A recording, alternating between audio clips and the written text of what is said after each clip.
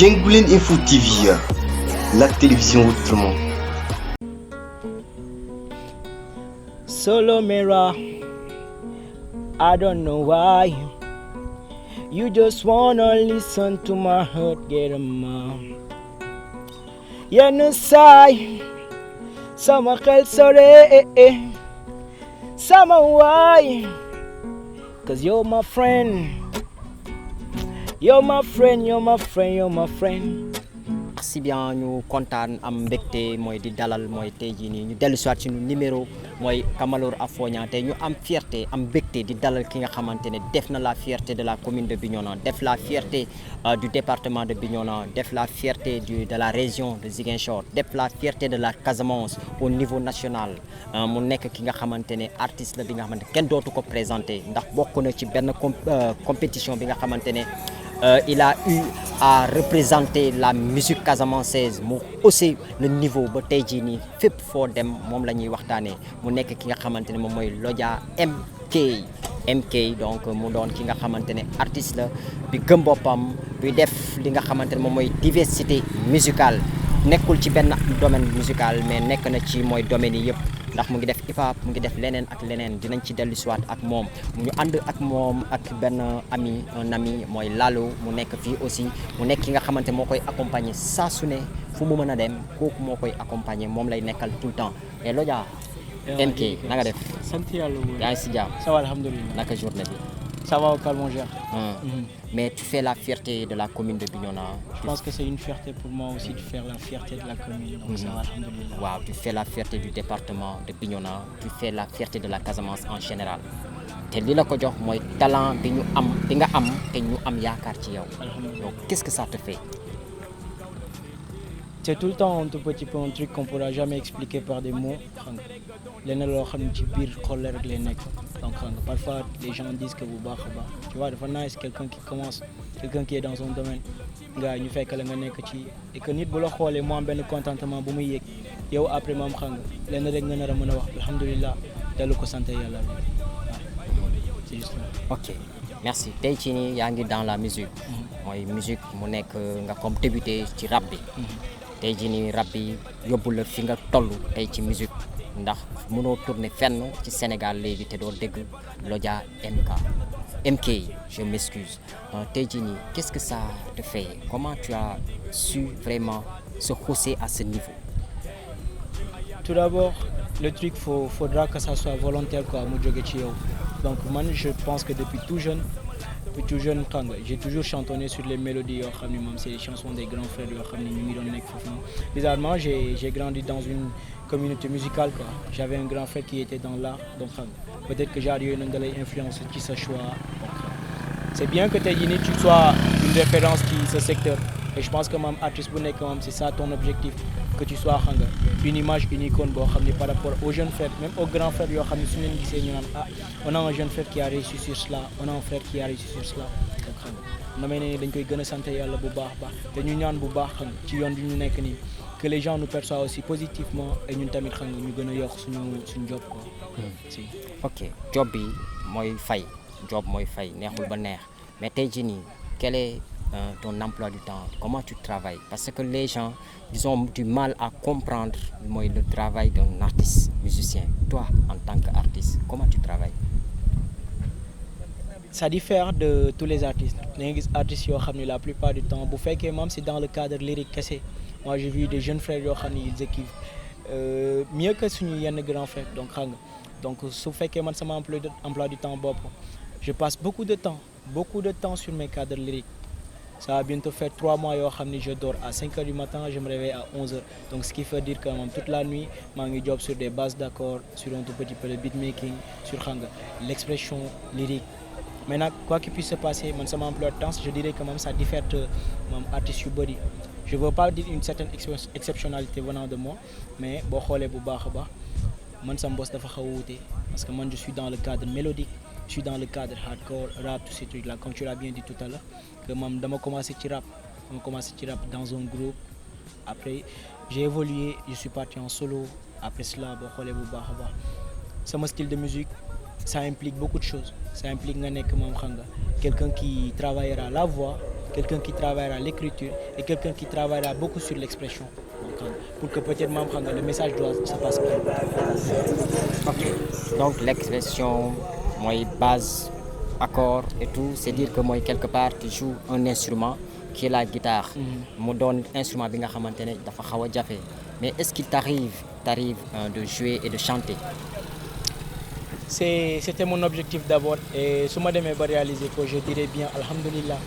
Il m'arrive tout le temps matin midi soir et yàlla def na ba à la fin pour une information boo xam ni je voudrais le faire passer aux gens parce que nit da lay gis mu naan la mais Lodja dama am envie jouer guitare automatiquement la première chose bu mu koy wax ma naan ko non bëggoo ma ne ko soo bëggee je lui demande même depuis quand nga ko bëgg il me dit depuis très longtemps ma ne ko man jour bi mu ko bëgg jour boobu laa dem jël sama xaalis tu sais je suis étudiant donc xam nga bi ma demee université on était dans la fin du mois j'ai vu un gars jouer un grand frère cool de ce passage je le salue Jean-Jacques Thiaw xam nga man c'est lui qui m'a initié ma gis ko mu jouer ma ne ko grand frère man bëgg naa jouer mu naan ma foog nga jënd guitare ma jàngal la j'ai pris ma bourse de 35 000 francs jamono on avait 35 000 et j'ai emprunté à un pote 5 000 francs ma yokk ko ci ma dund donc comme à l'université la vie étudiantine c'est un tout petit peu difficile je suis resté un mois sans argent mais je me suis sacrifié pour acheter cette guitare là moo tax maam j'ai d'autres guitares mais je préfère celle-là parce que bii nii am na benn genre lien bi ma am ak moom donc bi ma ko jëndee après je passe tout le temps à chanter et à jouer c'est ce qui fait que tey jii nii yenn évolution yu ñu nekk di gis nii je suis pas passé dans le cadre formel comme à l'école des beaux-arts mais quand même sant yàlla en ce moment j'envie pas les gens yoo xam ne ils ont passé le temps à l'école mais quand même nu mu dee je suis en train un tout petit peu d'évoluer de performer à chaque instant donc ce qui fait que je chante tout le temps je joue tout le temps et je dors avec ma guitare moom lay fanaanal quoi si ok donc bu ñu dellu siwaatee ci cadre travail bi tey jii nii boo xoolee tu as commencé par le rap tey jii nii ba nga nekk ci beneen style de musique mais tey comment nan lañ lay gisee daal mooy ñi nga xamante ne mooy ñoom ñoo nekk ci beneen côté bi parce que fii da ngay gis ñenn ñi ne la hardcore bu dëgër bi waaye ñenn ñi ne underground bi xam nga des fois ça fait défaut quoi. En fait tout cela ñun ñëpp on a grandi dans la zone maintenant après suñu évolution on verra bien bu baax a baax des gens qui sont toujours sur la même place et d'autres qui ont évolué man je dirais pas que je suis le seul qui a évolué parce que j'ai vu des gens qui ont évolué la musique tamit day évoluer musique yemul ci benn cadre xam nga même là où c'est originel boo xoolee bu baax ils font plus le même type de musique que bu ñu doon def moom bu njëkk léegi les gars ils ont commencé à insérer même les percussions traditionnelles sinon l'autre c'était des loops yoo xam ne moom xam nga ay VC ñoom ñoo la koy jox quoi maintenant l'évolution là en fonction de la génération bi nekk fii nii il y a la médiatisation il y a la modernisation des instruments donc xam nga comme ñun ci zone bi fii nii je me rappelle bien il y avait des années bu ñuy gën a nekk boy tu l'as bien dit dañu xawoon focaliser wu ci musique bu xaw a am benn genre intensité vocale c'était trop agressif mais agressivité bu ànd ak un message peut-être maam du ñàkk tamit xam nga il y avait des gens qui faisaient du bif xam nga des rap avec d'injures c'est ce qui a un tout petit peu sali suñu image parce que boo xoolee bu baax a baax il y a beaucoup de parents yoo xam ne duñ déglu suñu musique pour une seule et bonne raison évolution bi nga nekk di wax noonu c'est parce que des gens sont restés dans la même situation disant que xam nga la musique c'est s'exprimer dire ce que l'on pense et s'exposer soi-même mais s'exposer tey jii nii man sama musique ma nekk di wax man Jodje Calce maa la dàkk rap sur truc là et sans dire que xam nga sama town métti na y a des choses yoo xam ne moom amuñu ko yow en tant que porteur de voix si tu parviens pas à passer le message je pense que moom xam nga tu restes toujours dans l'antiquité maintenant ci zone bi nii man j'ai écouté des grands frères yoo xam ni ils étaient dans le rap hardcore je me rappelle bien de certains crews ñoom Wu-Tang Clan Cartel Bordel qui est fini maintenant qui est devenu 2X xam nga peut-être mes jeunes frères ils ne sauront pas cette évolution là ce qui veut dire que moom on a toujours baigné dans le cadre musical maintenant nag les gens verront que tey jii nii j'ai commencé dans le rap après sama évolution je commence à avoir une certaine touche musicale mais comme ni ñu ko waxee musique li jëm ci xol lay jóg li jóge ci xol lay jóge jëm donc dans tout cela je peux pas nit mënuma wax leen loo xam ne moom ça peut m'impacter négativement su fekkee du ma wax leen loo xam ne moom gënal jàpp gënal job n'empêche que y aura des gens yoo xam ne tem ñu naan suñu bañee dem ils vont dire que dañ trahir mafia bi non nañ ko wax léegi nii y a pas de trahir mafia musique la mënoo nekk fii nii tout le temps xam nga avec une certaine intensité mélodie yi moo nice xam nga j'aimerais bien faire aujourd'hui une musique sant yàlla le papa la maman dañuy déglu et tey jii nii c'est quoi la fierté d'un artiste ngay def ba à la fin troisième âge bi di la déglu je pense que c'est ça un tout petit peu benn affaire boo xam ni man je dirais malgré évolution boobu noonu s'il y a une perception négative ça ne peut qu'être que quelque chose loo xam ni c'est personnel vis-à-vis d'une personne mais évolution boobu noonu je trouve ça tout à fait normal et man je m'appuie bien dessus. donc en ku la dégg xam ne ki yow personnellement tu as eu à te faire un chemin tu pars yaa ngi dox di dem mais gis nga ñi nga xamante ne aussi nanguwuñu avancer si quelque part su ma déggee sa wax parce que leerul daal mais dama bëgg nga leeral foofu noonu voilà bu fekkente ne am na ay artistes yi nga xamante ne dañoo stagné waaw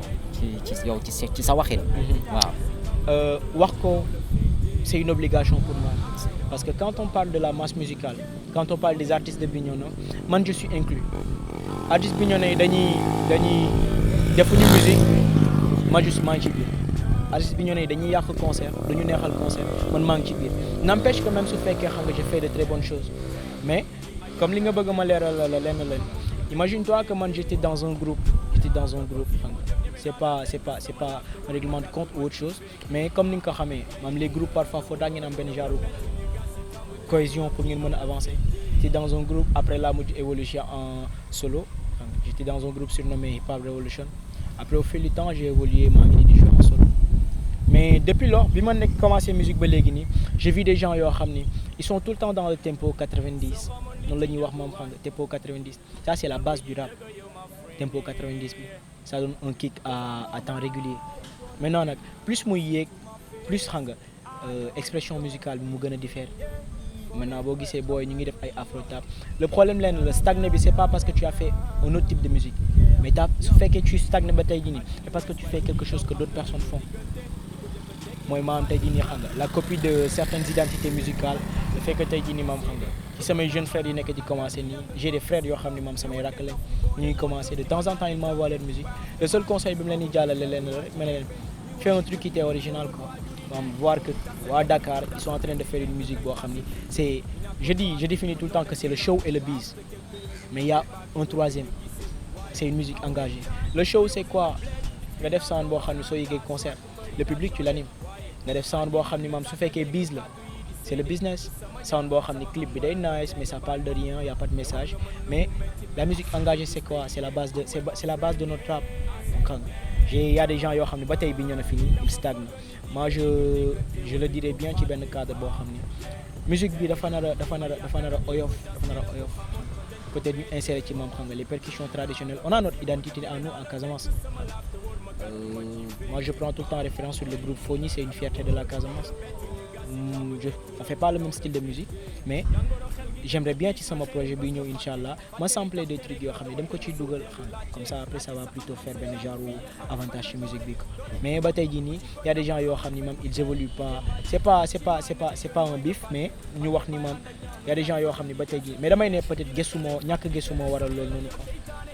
wala soit c'est d'autres raisons mais y a des gens yoo xam ne ba tey jii nii ñu foofu mais alhamdoulillah y a des jeunes yoo xam ni ils sont en train d'évoluer là moom tamit duñ ko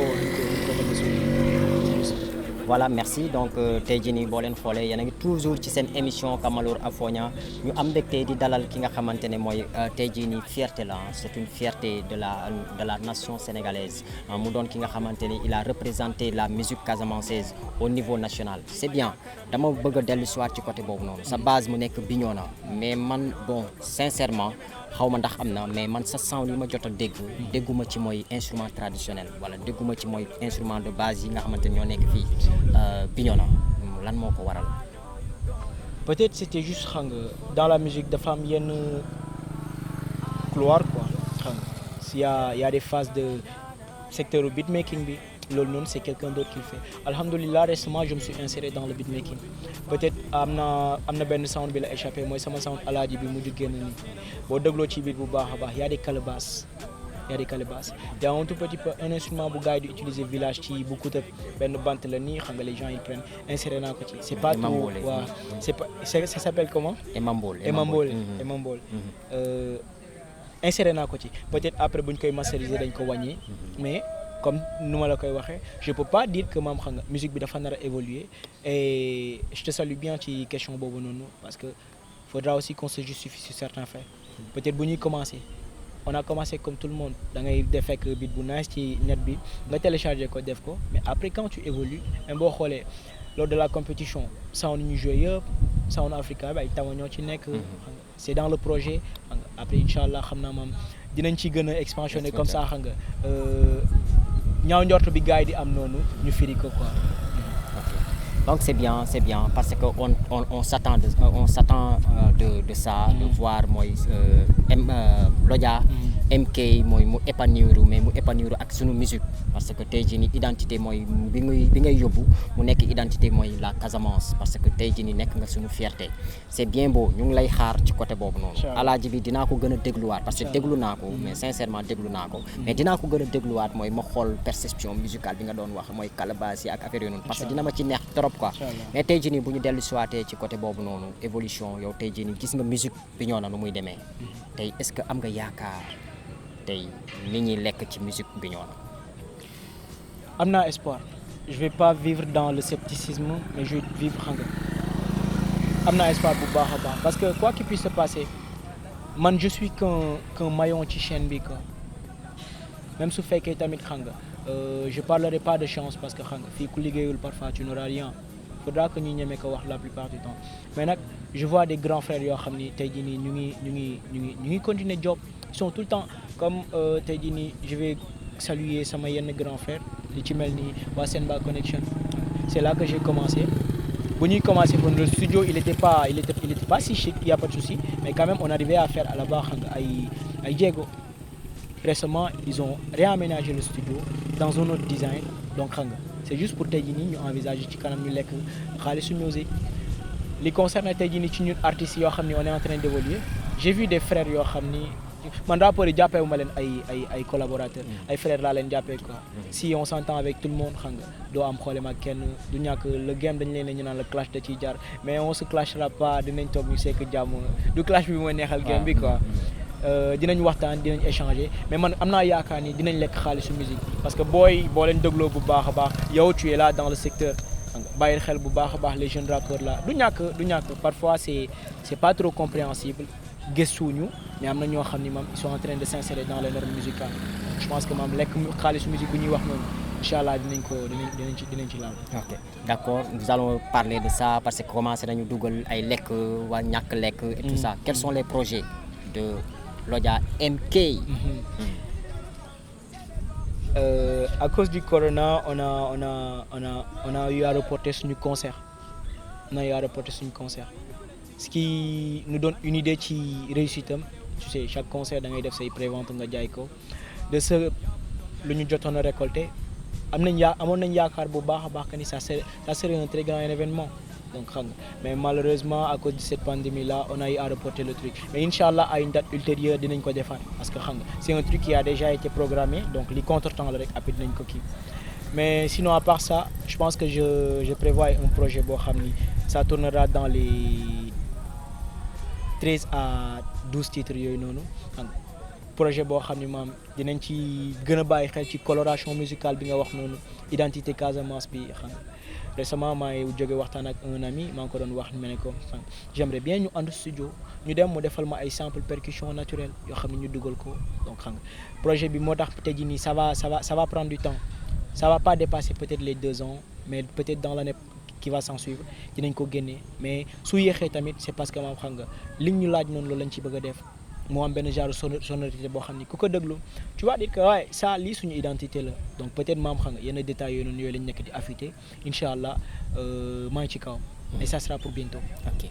d'accord donc mooy bu ñu nee Lodja MC Lodja MK waaw jumala man Lodja MC laa doon wax mais Lodja MK bu ñuy wax Lodja MK musique moo tax mooy tey jii nii c'est la belle voix bi ñuy dégg la tey li ñuy mën a jekkalee ak mooy kii bi mooy avant ñuy présenter sa kii dañ lay bàyyi nga préparé wu il faut nga jouer ñu dara pour gars yi. waaw ma dugal Lalo na nga def. waaw ça va. yaa ngi si jàmm. ça va ça va. voilà bon Lodja MK nee na ma yow yaay xaritam yow yaay waayam fu mu mën a dem yal nay ànd saa su ne. ma koy tooñ sànq rek di ko naan yow yaay Lalo moom mooy cere muy ree affaire yooyu noonu. c'est important dafa am solo quoi tey jii nii nga nekk homme de confiance yow tey lan nga mën a wax ci mooy Lodja MK. bon lenn rek laay wax quoi c'est juste que man du dara man dama ko jàppee comme un grand frère tamit bon te man j'ai toujours aimé li nga xam ne mooy musique moom dama ko yàgg bëgg surtout sax rap bi bëgg naa ko trop sax waaw ba ci sax damay dem di fréquenter ay gars yi nga xam ne ay rappeurs lañ bon yàlla def moom tamit mu nekk ci loolu noonu te tamit c'est un grand frère mu gën ko jege mu may xelal ci lu bëri bon te ci yu bëri quoi en fait ñuy jàpp ci yu nga xam ne mooy loolu ba te yàlla def na sax ci saxam laa bokk waaw di si job ñëw waaw apporter sama man li ma mën quoi ci yooyu noonu waaw du dara en fait lenn rek laa koy mën a témoigner mooy lan comme lu mu jógee wax nii léegi du nelaw moom franchement parce que am na lu bëri lu koy xaar waaw am na lu bëri lu koy xaar du nelaw à chaque fois ci job bi lay nekk waaw ci liggéey bon comme li nga wax sànq rek xam nga musique moom lenn la yow boo nit ki boo wéyee rek daa am ñu lay déglu te ñooñu rek la bëgg a bëggal moo tax it bon gis naa ko quoi loolu moom mun naa ko séede ci moom ñu ngi ciy liggéey bu baax a baax waaw loolu moom loolu rek laa mun a séede ci moom franchement waaw parce que c'est un grand frère waaw te mun naa ne bon borom baax la quoi. macha allah borom baax la voilà donc borom baax la te dégg naa ni ki commencé na lekk ci millions yi man il faut mu jox ma ci Cheikh il faut mu jox ma ci millions yi voilà donc dañuy bàyyi Lodja MK mu terminer ak mooy benn freestyle je ne sais pas wala benn sound bu muy def bu ko defee ñu filmer ko xool. whatever waaw allez-y. I will show. waaw.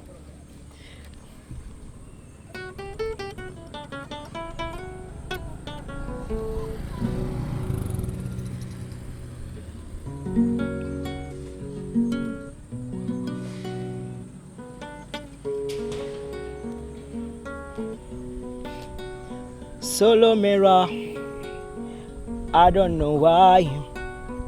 you just wanna listen to my heart get a mom. Yenn saay sama xel sore sama waay, cause you're my friend, you're my friend, you're my friend, you're my friend, you're my friend. Yenn saay ma wéer ak sama man seytaane dema nee ma wàllu mbuur la tekk buur nekkal fi nit ci suuf ñu ñii di néew mi doole fi range xëy ma sàkkitu sekki tekki telew ma araf gën na dis weccil sa man ku nekk ak num lay xoole ba tey ma wéer ak sama man kàddu gi nee ma li ma yootu gën ma tëbbul xaat di def ci xër ak may ne gën di xaa njambaat ci jëf ja kordu seqi ñag ya am ci fexeel sey de seem lu mënta am fexeel tënku ci góor misaal gi fës ci ay anam ñi am ngëm rekk fii des am lot of them ñu deret soppi gaa ba fàtte respect bu ñii di wat optional flaf am ñu taamu ci success ever stay the same goral ba faw te gëm ni bés danay fay you got nothing to lose you lie you got something to lose ndax all the brothers and sisters pa beeg mère bi seen yaakaar ci yow kon bul ma ne yoon la nga stay fi nga stay ne mënaatu gi mënta wees xur bi doon jiite tey the game it's over defal sa choice bro te choose like mine ndax gàkk-gàkk tey sumb ci junn foodu tey mu ba mandarga ñu ëppoon fut you dude let us buy for the train they the lie respect for no get a they tell them a lie I know you gonna be there sometime I give up for my life I know you gonna be there, so don't matter now. Yeah. Man, merci bien, merci. Donc c'était votre émission Kamalor Afonia ak Lodja MK jox leen dig daje inchallah ci beneen numéro mooy Kamalor Afonia. Merci. Peace. Jengoulen Info TV, la télévision autrement.